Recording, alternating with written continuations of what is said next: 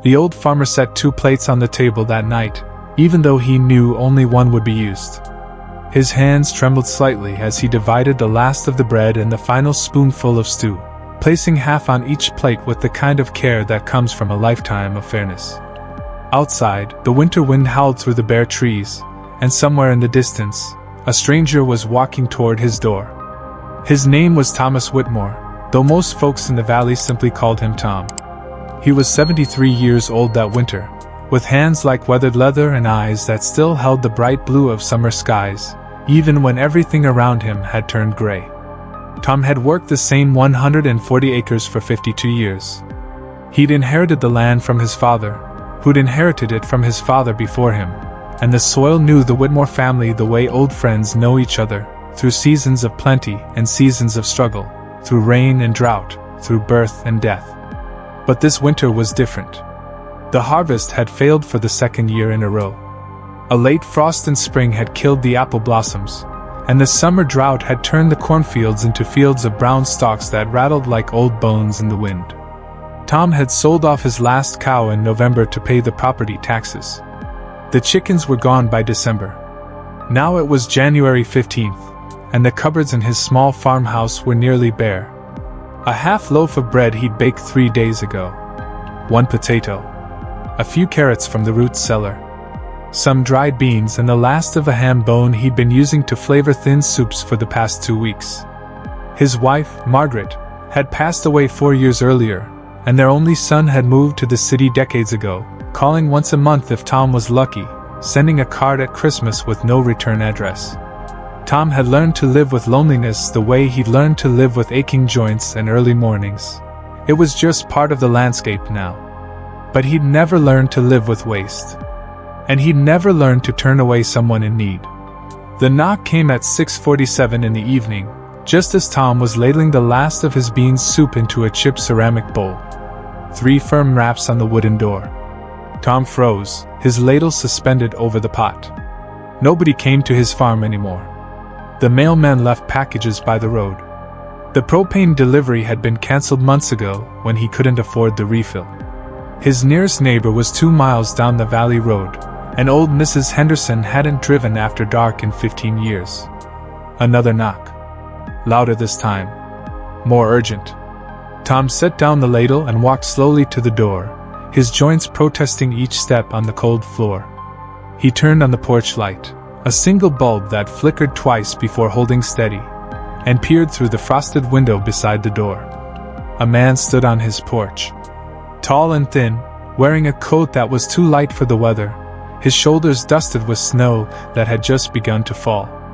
The man's face was partially hidden by a knit cap pulled low, but Tom could see his breath coming out in rapid white clouds and could see him shifting from foot to foot, trying to stay warm. Something in Tom's chest tightened. He knew that posture. The stance of someone who had nowhere else to go. Tom's hand rested on the door handle. Every practical bone in his body told him to stay quiet, to turn off the light, and to pretend he hadn't heard. He had barely enough food for himself. The winter was only half over. The next government assistance check wouldn't arrive until the 1st of February, 2 weeks away, and even then it wouldn't be enough. If he shared what little he had, he might not make it to spring. But his hand was already turning the handle. Because Margaret's voice was in his head, as clear as if she was standing beside him in her apron, flour on her hands. "We've always had enough to share, Tom. Always. And on the days we didn't, well, those were the days that mattered most." The door swung open, and cold air rushed in, carrying with it the smell of snow and wood smoke from some distant chimney. The stranger looked up, and Tom saw his face clearly now. He was younger than Tom had first thought, maybe 40, maybe 45, but worn down by something more than years. His cheeks were hollow, his eyes red-rimmed and exhausted, and there was a kind of desperation in the way he looked at Tom, like a man who knocked on 20 doors before this one and found them all locked. "I'm sorry to bother you," the stranger said, his voice hoarse. "I saw your light from the road. I've been walking since this morning and I just need to get warm, just for a few minutes. I won't trouble you for anything else." Tom looked past him into the darkness, at the snow beginning to fall harder now, at the empty road that stretched out into nothing. He looked back at the stranger's face. And he stepped aside. "Come in," Tom said, "before you freeze to death on my porch." The stranger stepped inside, and Tom closed the door behind him, shutting out the wind. For a moment neither man spoke. The stranger stood in the small entryway, dripping melted snow onto the worn floorboards, his eyes adjusting to the light, taking in the modest farmhouse, the old furniture, the faded photographs on the walls, and the smell of bean soup still hanging in the air. "Thank you," the stranger finally said, and his voice cracked. "Thank you?" Tom nodded and gestured toward the kitchen table. "Sit," he said. "You need to eat something." The stranger's eyes widened. "Oh no. I couldn't. I just needed to warm up. I don't want to take your food." But Tom was already moving toward the stove, already reaching for the second bowl he'd set out, the bowl that had been waiting, though he hadn't known why until now. "I made extra," Tom lied, and it was one of the easiest lies he'd ever told. He ladled soup into both bowls, dividing it evenly. He cut the half loaf of bread into thick slices, spreading a thin layer of butter on each piece, the last of the butter, but the stranger didn't need to know that.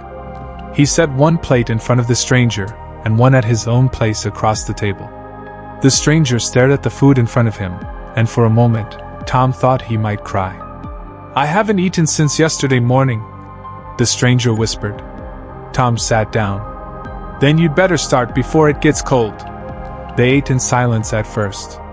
The stranger ate slowly, deliberately, as if trying to make each bite last, as if he couldn't quite believe the food was real. Tom ate his own portion, smaller than usual, but he didn't let himself think about that. Instead, he watched the color slowly return to the stranger's face, watched his shoulders begin to relax, and watched him transform from a desperate man on a porch into a human being at a table. After a few minutes, the stranger looked up. "My name's Daniel," he said. "Daniel Crawford. Tom Whitmore. This is your farm?" Tom nodded. "It has been a long time." Daniel looked around the kitchen again, taking in details he'd missed before, the stack of bills on the counter, the empty hooks where pots and pans used to hang, and the thin curtains that did little to keep out the cold.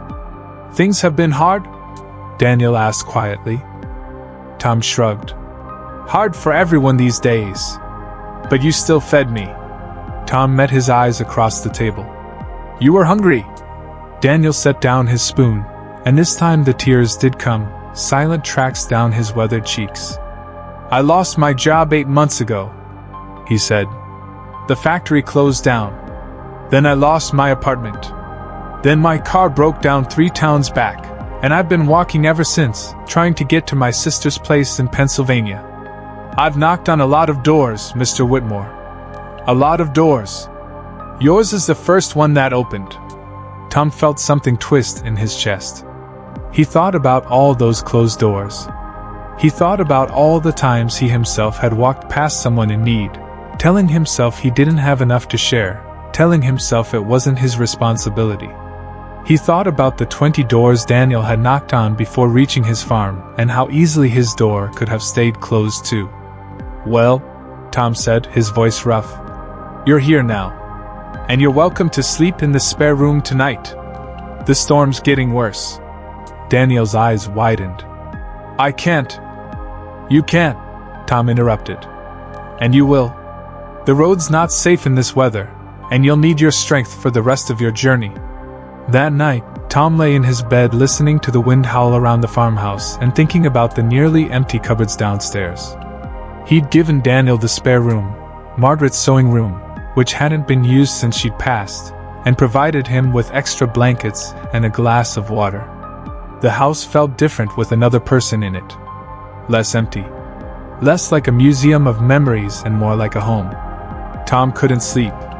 His mind kept circling back to the same question: what would he eat tomorrow? The bread was gone. The soup was gone. There were still some dried beans in the pantry, a few carrots, and that single potato. He could make it stretch another few days if he was careful. If he was very, very careful. But doubt gnawed at him in the darkness. Had he been foolish? Had he just sentenced himself to hunger for the sake of a stranger? Margaret's voice came to him again, softer this time, like a whisper in the dark. Remember the winter of '83, Tom? When did the Hendersons' barn burn down? Remember how the whole valley showed up with food and lumber and strong backs? Remember how nobody asked if the Hendersons deserved help? They just helped. Tom did remember. He remembered being 31 years old and strong as an ox, carrying lumber through the snow, his hands blistered and aching. He remembered Margaret making 3 casseroles and fresh bread, even though they had 2 babies at home and barely enough for themselves. He remembered how the community had come together, how nobody had hesitated, and how the Hendersons had cried tears of gratitude as their neighbors rebuilt what the fire had taken. He remembered the lesson: when someone needs help, you help. Not because you have plenty. Not because it's convenient. But because it's right. Tom closed his eyes and let sleep take him. When Tom woke the next morning, the house was filled with unusual sounds. The clatter of pans. The smell of coffee, real coffee, not the chicory substitute he'd been drinking for months. The creak of floorboards in the kitchen. Tom sat up quickly, confused, his heart racing. He pulled on his robe and made his way downstairs, his joints protesting the cold morning air. What he found in his kitchen stopped him in his tracks. Daniel stood at the stove, cooking. But that wasn't the shocking part. The shocking part was what he was cooking. Eggs, fresh eggs, sizzling in a pan. Bacon, real bacon, lying crisp on a plate. Fresh bread, still warm, sitting on the cutting board. A jug of milk, actual milk, on the counter. Coffee, rich, dark coffee, was brewing in the old percolator Tom hadn't used in months. What? Tom started, but his voice failed him. Daniel turned, a sheepish smile on his face. "Good morning," he said. "I hope you don't mind. I woke up early and walked down to the general store in town. Opened at 6. I wanted to thank you properly." "But how?" Tom managed. Daniel reached into his pocket and pulled out a worn wallet. "I'm not completely broke," he said quietly. "I've been saving every penny for the bus ticket to my sister's place. Been walking to avoid spending it. But last night, Mr. Whitmore, you gave me your last meal. Your last meal. I saw the empty cupboards. I saw the bills on your counter. And you fed me anyway." He stopped, emotion catching in his throat. "Nobody has shown me that kind of kindness in I can't remember how long. So this morning, I walked 4 miles to town and bought groceries. It's not much, but it's what I could do." Tom stood frozen in the doorway, staring at the feast before him. His eyes began to blur with tears. "Daniel," he whispered, "you didn't have to." "Yes, I did," Daniel interrupted firmly. "You showed me that people still care. That the world isn't as cold as I thought it was. That kindness still exists. I needed to do this. For you. And for me." They ate breakfast together as the winter sun rose over the snow-covered fields, painting everything in shades of gold and pink. And for the first time in 4 years, Tom didn't eat alone. After breakfast, Daniel insisted on chopping a week's worth of firewood before he left. Tom protested, but Daniel was already pulling on his coat and heading out to the woodshed. For 2 hours, Tom watched from the kitchen window as Daniel swung the axe with practiced precision, splitting logs and stacking them neatly by the back door. The younger man's breath came out in white clouds, and his face grew red with exertion, but he didn't stop until there was enough wood to keep Tom warm for days. When he finally came back inside, Daniel's coat was covered in wood chips, and his hands were raw despite the gloves Tom had lent him. "That should hold you for a while," Daniel said, warming his hands by the stove. Tom didn't know what to say. The words kept catching in his throat like burrs on wool. Finally, he managed. "You've given me more than I gave you." Daniel shook his head slowly. "No, Mr. Whitmore. You gave me something I'd forgotten existed. Hope. The belief that there are still good people in this world. That's worth more than firewood or groceries or anything else." He pulled a piece of paper from his pocket and handed it to Tom. "This is my sister's address in Pennsylvania. Once I get there and get back on my feet, I'm going to send you something. Not charity. I know you wouldn't accept that. But maybe just a thank you. From time to time." "I know," Daniel said. "But I want to." They stood at the front door, and for a moment, it felt like saying goodbye to family rather than parting from a stranger who knocked on the door less than 24 hours ago. Daniel held out his hand, and Tom shook it firmly. "Thank you, Mr. Whitmore. For opening your door. For sharing your last meal. For reminding me that kindness isn't extinct." "Thank you," Tom replied.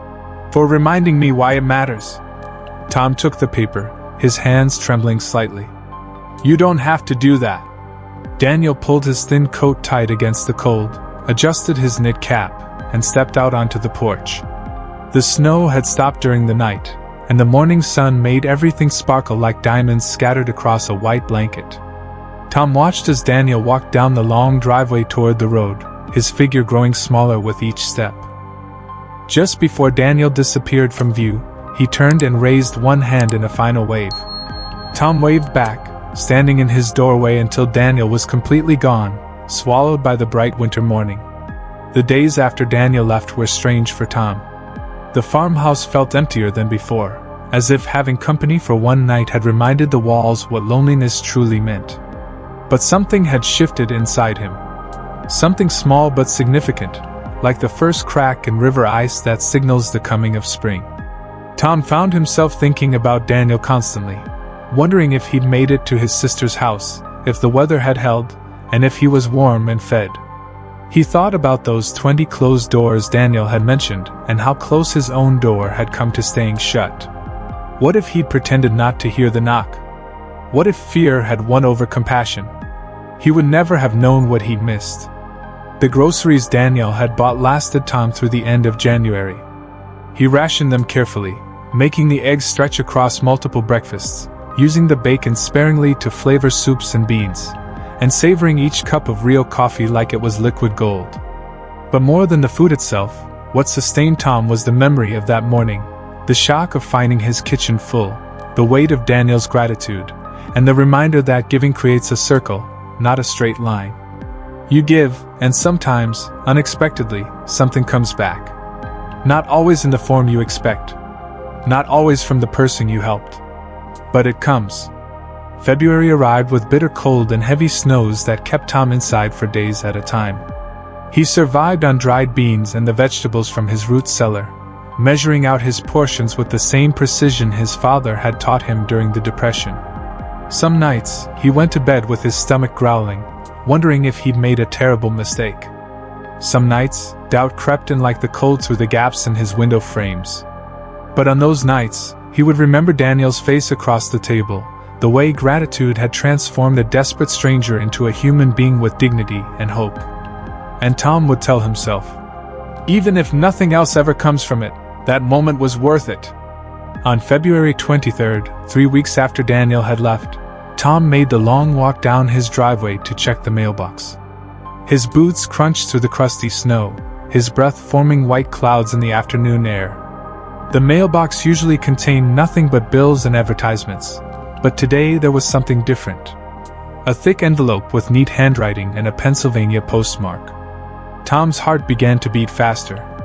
He tucked the envelope inside his coat to protect it from the cold and made his way back to the house, moving quicker than his old joints usually allowed.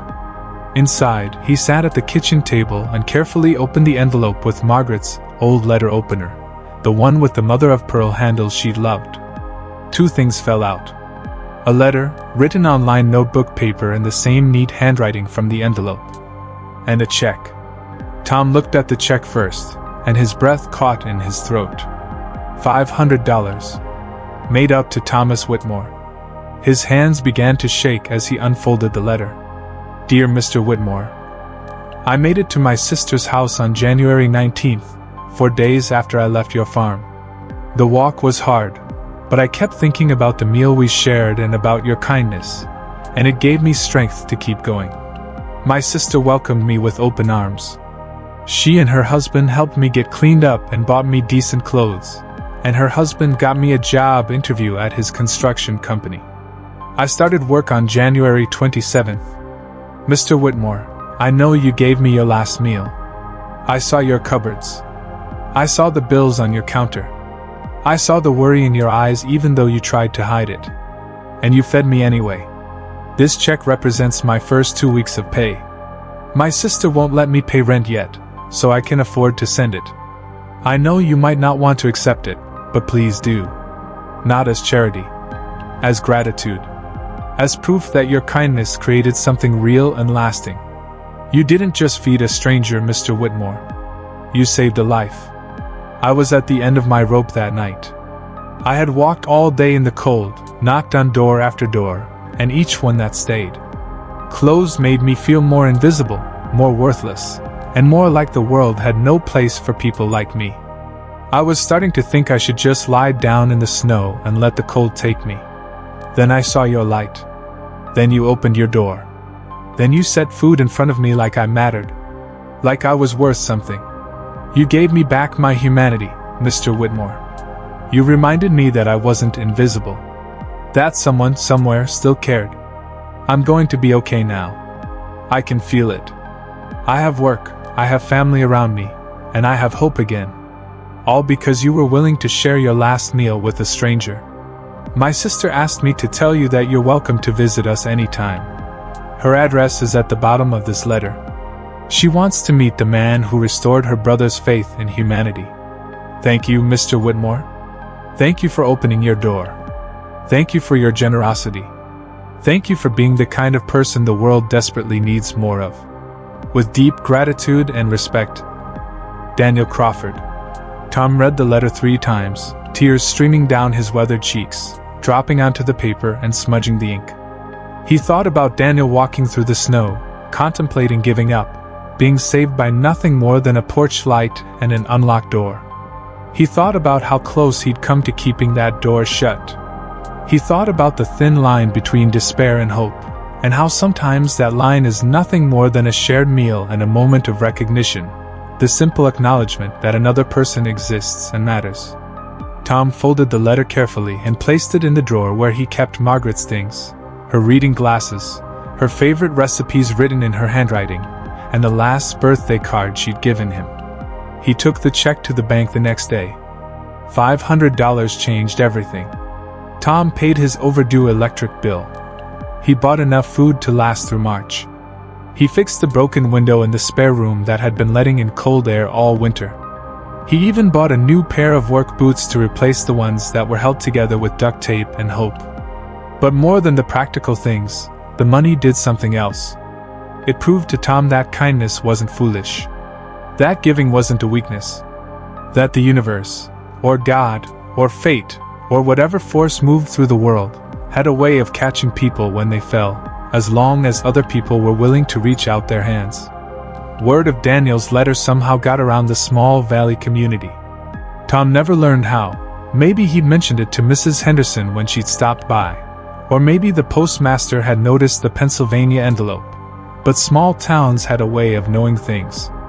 In early March, Tom answered a knock on his door to find his neighbor, Jim Patterson, standing on the porch with a box of groceries. "Heard you had a rough winter," Jim said gruffly. "My wife and I had extra from our garden. Canned goods. Thought you might use them." Before Tom could respond, Jim had set the box down and was walking back to his truck. A week later, Mrs. Henderson arrived with a casserole and the news that the church congregation had taken up a collection to help with his spring planting expenses.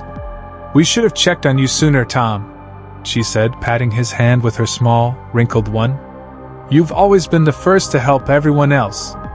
It's time we returned the favor." Tom tried to protest, but she wouldn't hear it. "This isn't charity," she said firmly, echoing Daniel's words from weeks before. "This is a community. This is what neighbors do." By the time April arrived, Tom had enough food in his pantry to last through summer, enough money to buy seeds for planting, and enough firewood stacked by his door to heat the house through another winter. But more than that, he had something he hadn't realized he'd lost. Connection. The valley had remembered him, had claimed him as one of their own, had reached out their hands because he'd reached out his. On the first warm day in April, Tom stood in his field, holding a bag of corn seeds and looking at the soil that had been fallow for 2 years. The earth was dark and rich, ready to be planted, ready to grow again. But Tom's body felt old and tired. 73 years of hard work had taken their toll, and the thought of planting an entire field by himself felt overwhelming. He was standing there, trying to gather his courage, when he heard the sound of vehicles coming up his drive. Tom turned, shading his eyes against the morning sun. 3 trucks were making their way toward his farm. The first belonged to Jim Patterson. The second is Mrs. Henderson's son, Michael. The third was to a family Tom barely knew, the Rodriguezes, who'd moved to the valley just last year. All 3 trucks stopped in his yard, and people began climbing out. Jim and his 2 teenage sons, Michael and his wife, the Rodriguez family, Carlos, his wife Maria, and their 3 children. And then, from the passenger seat of Jim's truck, one more person emerged. Daniel Crawford. Tom's heart stopped. Daniel walked toward him, a broad smile on his face, looking healthier and stronger than he had that winter night. He wore new work clothes and sturdy boots, and his eyes were clear and bright. "Surprise, Mr. Whitmore," Daniel called out. "Hope you don't mind some help with the planting." Tom stood speechless as Daniel approached and pulled him into a tight hug. "How?" Tom managed. "How did you?" "I called the general store in town," Daniel explained. "Asked them to tell me when you'd be starting your spring planting. I wanted to be here. And when I told Jim Patterson why, he rounded up the whole valley." Jim walked over, grinning. "We figured if Daniel could drive 8 hours to help plant your corn, the least we could do was show up too." For the next 8 hours, Tom's field came alive with activity. The men plowed and planted while the women brought food and cold drinks. The children ran between the rows, their laughter carried on the spring breeze. Daniel worked beside Tom, and they talked while they planted, about Daniel's new life, about his job and his sister, and about how he'd been saving money to buy a car so he could visit Tom regularly. "You're like family now," Daniel said, pressing seeds into the dark soil. "You saved my life. That makes us connected forever." Tom felt tears prick his eyes, but he blinked them back. "You saved mine too," he said quietly. "I just didn't know it needed saving." By late afternoon, the entire field was planted. Straight rows of seeds nestled in the earth, waiting for rain and sun and time to transform them into tall green stalks heavy with corn. Everyone gathered in Tom's yard for a meal, casseroles and fried chicken and fresh bread and pies that the women had brought. They sat on truck tailgates and lawn chairs and blankets spread on the grass, eating and talking and laughing as the sun began to sink toward the horizon. Tom sat in his old rocking chair on the porch, watching this unexpected gathering of friends and neighbors and the stranger who'd become family. He thought about that winter night when he'd stood at his door, hand on the handle, deciding whether to open it. He thought about how easily fear could have won. How easily he could have chosen self-preservation over compassion. And he thought about everything that would have been lost if that door had stayed closed. That summer, Tom's corn grew tall and strong. He walked through his field every morning, watching the stalks reach toward the sky, watching the ears fill out and ripen, watching life return to land that had been dormant. But the corn wasn't the only thing growing. Tom's connection to his community deepened. He had dinner with the Pattersons every Sunday. Mrs. Henderson taught him how to make her famous apple pie, and they spent Wednesday afternoons baking together. The Rodriguez children adopted him as their unofficial grandfather, running to hug him whenever they saw his truck in town. Daniel visited once a month, driving the 8 hours from Pennsylvania to spend weekends helping with farm work and sitting on the porch in the evenings, talking about life and second chances and the strange ways the universe brings people together. In September, when the corn was ready for harvest, the valley showed up again. This time Tom didn't have to stand in his field alone, wondering how he'd manage. This time he had help. And this time, when the harvest was complete and the corn was stored away, Tom did something he'd never done before. He threw a party. Not a big fancy affair, just a simple gathering in his barn with tables made of sawhorses and plywood, covered with checkered tablecloths. Everyone who'd helped him that year came. And Tom stood up to speak, his voice shaking slightly but his words clear and strong. "This time last year," he began, "I was sitting in my kitchen, dividing my last meal, thinking I had nothing left to give." He paused, looking around at all the faces, friends, neighbors, and family of the heart if not the blood. "A stranger knocked on my door that night. And I almost didn't answer. I was scared. I was scared I didn't have enough. Scared that giving would leave me with nothing." His eyes found Daniel in the crowd. "But I opened that door. And that stranger taught me the most important lesson of my life. We never have too little to share. Ever. Because giving creates abundance. Not always in the way we expect. But it does." Tom's voice grew stronger. "Every person in this barn proved that to me this year. You showed up. You helped. You reminded me that I wasn't alone. And you did it because, well, because that's what people do. That's what good people do. They open doors. They share meals. They show up for each other." He raised his glass, simple apple cider in a mason jar. "So here's to open doors. To share meals. To strangers who become family. To communities that care. And to the kind of abundance that only comes from giving everything you have, even when you think you have nothing left." Everyone raised their glasses. "To open doors," they chorused. And as Tom looked around at the smiling faces, at the tables full of food that everyone had brought to share, at the barn full of friends who'd become family, he felt something he hadn't felt in years. Complete. When winter came again, Tom was ready. His pantry was full. His woodshed was stacked high. His bank account had enough to cover his bills with some left over. But more importantly, he wasn't alone.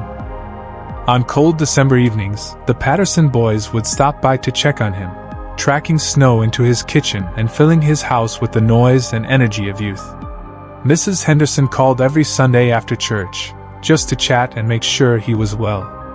The Rodriguez family invited him to their Christmas celebration, and Tom sat at their loud, chaotic dinner table, surrounded by children and laughter and love, feeling more at home than he had in years. And Daniel came to spend Christmas week with him, sleeping in the spare room that no longer felt like a museum of grief but rather like a guest room waiting to welcome family. On Christmas Eve, the two men sat by the fireplace, watching the flames dance and listening to the wind howl outside, the same wind that had been blowing the night they'd met. "Do you ever think about how different things would be?" Daniel asked quietly. "If you hadn't opened that door?" Tom was silent for a long moment, staring into the fire. "Every day," he finally said. "I think about it every single day. I'd probably be dead," Daniel said matter-of-factly. "Or in jail. Or just lost.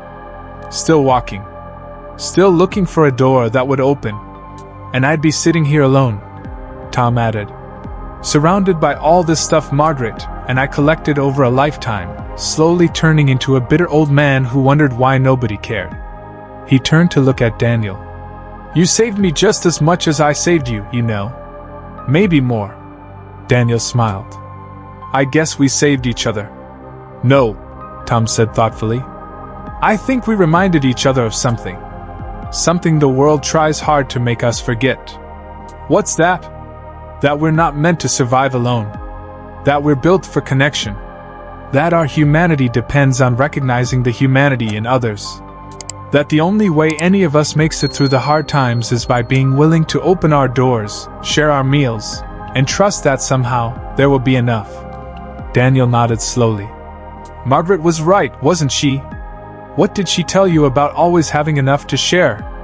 Tom felt a warm wave of grief and love wash over him at the mention of his wife's name. "She was right about most things," he said with a soft smile. "I just wish I'd listened better while she was here to hear me admit it." They sat in comfortable silence, two men who'd met as strangers and become brothers, bound together by a meal shared on the darkest night of winter. Outside, snow began to fall again, covering the world in white. But inside Tom's farmhouse, all was warm and bright. On January 15th, exactly 1 year after Daniel had first knocked on his door, Tom was in his kitchen making dinner when he heard it again. 3 firm raps on the wooden door. Tom and Daniel, who was visiting for the anniversary, looked at each other across the table. Neither spoke for a moment. Then Tom stood up, walked to the door, and without hesitation opened it. A young woman stood on his porch. She couldn't have been more than 25, with dark hair plastered to her head by rain, holding a crying baby wrapped in a thin blanket. "Please," she said, her voice desperate. "My car broke down on the road. My phone is dead. The baby is hungry and cold, and I don't know where else to go. I saw your light." She didn't need to finish the sentence. Tom stepped aside. "Come in," he said. "Both of you. Let's get you warm." The woman burst into tears of relief and stepped inside. Daniel was already moving in the kitchen, heating formula, grabbing clean towels, and turning up the thermostat. Tom guided the young woman to a chair, took the baby gently, and wrapped the little one in the Afghan Margaret had knitted decades ago. Within minutes, the baby was fed and warm, no longer crying. The young woman held a cup of hot tea in shaking hands, looking around at the 2 men who'd welcomed her without question. "Thank you," she whispered. "I knocked on 4 other houses before yours. Nobody answered. I was starting to think." "We know," Tom said gently. "We know exactly what you were starting to think." He looked at Daniel, and Daniel looked back, and something unspoken passed between them. A recognition. An understanding. The knowledge that this was how it worked. You open your door. You share what you have. You trust that the universe will catch you. And then, when you're strong again, you're there when the next desperate knock comes. Not because you have plenty. Not because it's easy. But because you remember what it felt like to stand on the other side of that door, hoping against hope that someone would care enough to let you in. The young woman's name was Sarah. She stayed the night with her baby, Emma. In the morning, Jim Patterson came over with his tow truck and got her car running again. Mrs. Henderson arrived with baby clothes and diapers. The Rodriguez family brought toys and formula. Before Sarah left that afternoon, her car packed with supplies and her baby sleeping peacefully in the car seat, she stood with Tom on his porch. "How can I ever repay you?" she asked. Tom smiled and shook his head. "You don't repay it," he said. "You pass it on. Someday, someone will knock on your door. And you'll remember this moment. And you'll open it." Sarah's eyes filled with tears. "I will. I promise." She hugged him tightly, then got in her car and drove away, waving until she was out of sight. Tom stood on his porch, watching her go, feeling Daniel's presence beside him. "It keeps going, doesn't it?" Daniel said. "The circle just keeps getting bigger. That's how it's supposed to work," Tom replied. "Margaret tried to tell me that for 50 years. I'm just sorry it took me so long to understand." That evening, after Daniel had gone back inside to start dinner, Tom sat in his rocking chair on the porch, wrapped in his coat, watching the sun set over his fields. He thought about the past year. About closed doors and open ones. About last meals and abundant harvests. About strangers and family. About desperation and hope. About the thin line between having nothing and having everything. His hand went to his pocket, where he kept Margaret's old handkerchief, the one with her initials embroidered in the corner. "You were right, Maggie," he whispered into the cold evening air. "We always had enough. We always had enough." The wind picked up, rustling through the bare branches of the apple trees, and for just a moment, Tom could have sworn he heard her laugh, that warm, knowing laugh that had filled their home for so many years. He smiled, closed his eyes, and let the peace of that moment wash over him. 5 years later, on a warm summer evening, Tom Whitmore's farm was full of people. It had become a tradition, the annual open-door dinner, held every June in his barn. Anyone who'd ever been helped by someone in the valley was invited. Anyone who'd ever opened their door to a stranger. Anyone who believed that community mattered more than comfort, that people mattered more than possessions, and that giving created abundance instead of scarcity. There were hundreds of people now. Sarah was there with Emma, now a bright-eyed 5-year-old, and Sarah's new husband, who'd been at the dinner 3 years ago when he needed help and she'd been there to give it. The Rodriguez children were there, teenagers now, helping serve food and welcoming newcomers. Mrs. Henderson was there, holding court at one of the tables, telling anyone who'd listen about the power of community. Jim Patterson was there with 3 generations of his family, all of whom had learned that helping neighbors was more valuable than any inheritance. And Daniel was there. Daniel, who now lived just 20 minutes away, having moved to the valley permanently, unable to stay away from the place that had saved his life and the man who'd become his father in every way that mattered. Tom, now 78 years old, stood on a makeshift stage in the barn, just a few wooden pallets pushed together, and looked out at the sea of faces. Some he knew well. Some he just met. All of them are connected by the same thread, the choice to open doors instead of closing them. "This barn used to feel empty," Tom said, his voice still strong despite his years. "My whole life used to feel empty. I thought I didn't have enough to share. I thought I had to protect what little I had. Thought surviving meant holding on tight and never letting go." He paused, his eyes scanning the crowd. "Then a stranger knocked on my door on the coldest night of winter. And I learned the truth. We make the world we live in. Every day.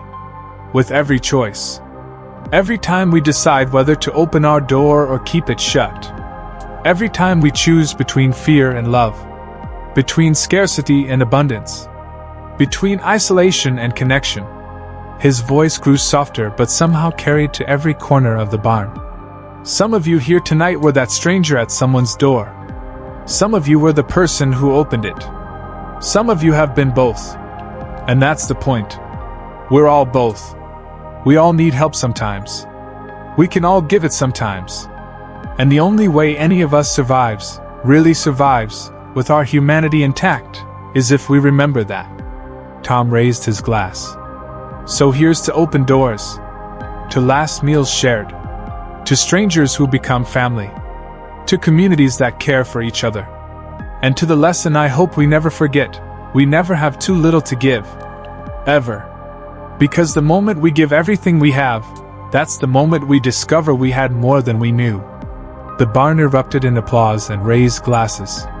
And as Tom looked out at all those faces, at the lives that had been changed, at the connections that had been forged, at the community that had been built from one simple act of kindness on one cold winter night, he felt Margaret's presence beside him. He could almost see her, standing at his shoulder, smiling that knowing smile, saying without words, "See, Tom? I told you. We always had enough." Tom smiled back at the empty space beside him, at the memory of the woman who'd taught him everything that mattered. "Yes, Maggie," he whispered. "We always did." Later that night, after everyone had gone home and the barn was clean and quiet, Tom sat on his porch one last time. The stars were out, millions of them scattered across the dark sky like seeds waiting to grow. Daniel sat beside him, 2 old friends comfortable in silence. "Do you ever regret it?" Daniel asked quietly. "Opening that door? Everything that came after?" Tom was quiet for a long time. Then he said, "I regret every door I didn't open. Every time I walked past someone who needed help and told myself it wasn't my problem. Every moment I chose fear over love. Those are my regrets." He looked at Daniel. "But opening my door to you, that's the thing I'm most proud of. That's the moment my real life began. Everything before that was just waiting, preparing, learning to be brave enough to give everything away." Daniel nodded, understanding. They sat together as the night deepened, 2 lives that had intersected by chance and been forever changed by choice. In the distance, a dog barked. Somewhere, a car engine started. And somewhere out there in the darkness, someone else was walking, cold and desperate, looking for a light. Looking for a door that might open. Looking for proof that kindness still existed in the world. Tom sent a silent prayer into the night. Let them find it. Let them find an open door. Let them find someone brave enough to give everything away. Let them learn what I learned. That we never have too little to share. That giving creates abundance. That open doors save lives. That love always has enough. The wind rustled through the corn, making music in the darkness. And Tom Whitmore, the farmer who shared his last meal, closed his eyes and smiled. True wealth is not measured by what we keep for ourselves, but by what we're willing to give away when we have nothing left. Because in that moment of complete surrender, we discover we had everything all along. This story reminds us that the doors we open, especially when we're afraid, especially when we think we have nothing to give, are the doors that change everything. Not just for the stranger on the other side, but for ourselves. Because kindness is never a subtraction. It's always multiplication. And the meal we share when we have nothing left becomes the feast that feeds us all. Subscribe for more valuable videos like this.